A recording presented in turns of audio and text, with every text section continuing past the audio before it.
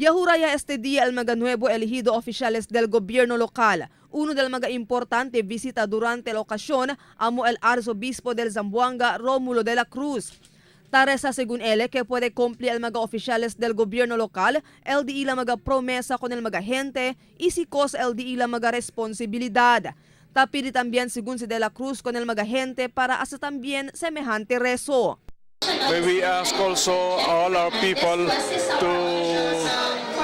to pray with me so that those who will be sitting and will be working will truly fulfill the responsibilities and promises. Tapidi también el arzobispo con el mga zamboangueños para suportar y darle chanza con el mga elegido oficiales del ciudad para hacer con di ila trabajo y para hacer si cosa lang el bueno para na ciudad.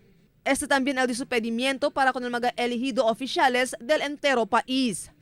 I ask our people to give our government newly elected officials a chance to give their best to do what is best for Zamboanga.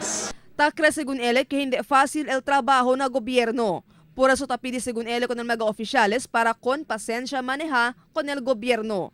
Tapidi también él con el mga gente para hacer largo el pasensya mientras maneja el mga elegido oficiales con el gobierno para na buen dirección.